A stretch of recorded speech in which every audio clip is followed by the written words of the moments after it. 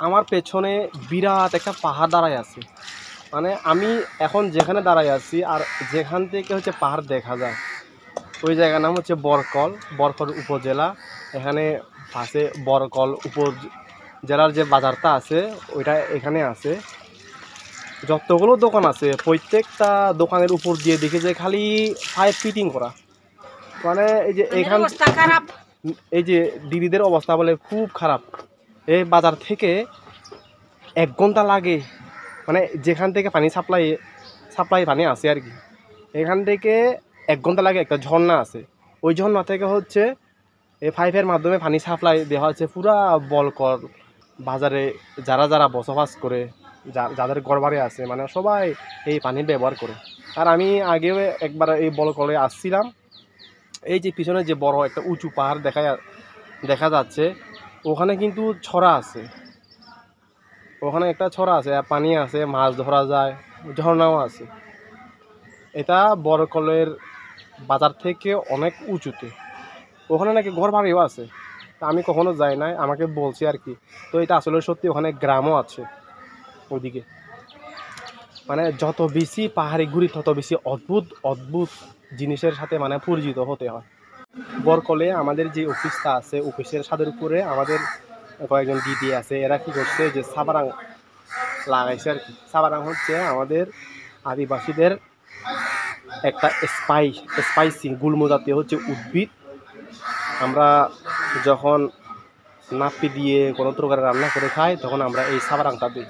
এই সাবারাংটা না দিলে তরকারি মজা হয় না। যেমন বেগুন আছে, বাঁশকুড়াল আছে, শামুক আছে, আর নাপি তরকারি, যত প্রকার নাপি তরকারি আছে ওই নাপি তরকারিতে যদি এই সাবারাংটা না দিলে মজা হয় না। এই সাবারাংটা দিলে একটা ঘ্রাণ আছে, এমন একটা মানে ইন্টারেস্টিং একটা ঘ্রাণ আছে। এই ঘ্রাণটা পেলেই পুরা ভাত খাওয়ার আরও আকাঙ্ক্ষাটা বেড়ে যায়।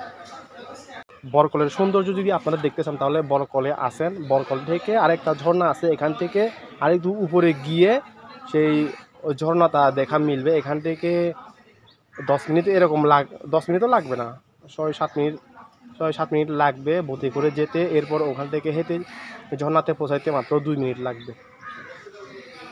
আসছি বরকল আজকে 8টায় রওনা দিয়েছিলাম সকালে, আর আজকে আবার বিকালে 3:30-4টা করে রাঙামাটি চলে যাব। তো আমি যতবার আসি ততবার ভাল লাগে। রাঙামাটি থেকে এই বরকল আসার সময় মাঝ পথে মানে জলপথে আসার সময় অনেক সুন্দর সুন্দর দৃশ্য। দুই দিকে হচ্ছে পাহাড়, মাঝখানে হচ্ছে পানি।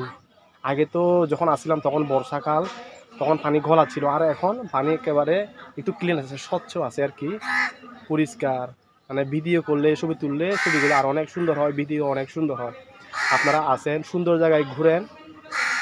কারণ রবীন্দ্রনাথ ঠাকুর বলছিলেন যে ওনার কথার মধ্যে ভ্রমণ নাকি বলে জ্ঞান বাড়ে। তো আপনারা ভ্রমণ করুন আর জ্ঞান বাড়ান। রাঙামাটিতে যতগুলো ঝর্ণা আছে এটাই হচ্ছে সব থেকে বেশি আকর্ষণীয় ঝর্ণা, শুভলং ঝর্ণা। আপনারা বেশি বেশি করে আসুন, এনজয় করে যান। রাঙামাটির সৌন্দর্য আপনার কাছে হাতছানি দিচ্ছে। এসে যান রাঙামাটির বিখ্যাত শুভলং ঝর্ণাতে, মন ছুঁয়ে যাবে। একবার আসলে আর যেতে ইচ্ছে করবে না। শুভলং ঝর্ণার কাছাকাছি যেসব পাহাড় রয়েছে, পাহাড়ের উপরে যে মাটির গঠন প্রকৃতি রয়েছে, এগুলো আপনার মনকে আকৃষ্ট করবে। আপনি আর কখনো চলে যেতে চাবেন না এই রাঙামাটি থেকে। তো আসুন, ঘুরে যান, জীবনটাকে উপভোগ করুন, তাহলে জীবনটা খুব সার্থক হবে। ভ্রমণে জ্ঞান বাড়ে, ভ্রমণে আনন্দ দিতে পারবেন আপনার মনকে। এই সেই শুভলং ঝর্ণা, রাঙ্গামাটি আপনাকে ডাকছে।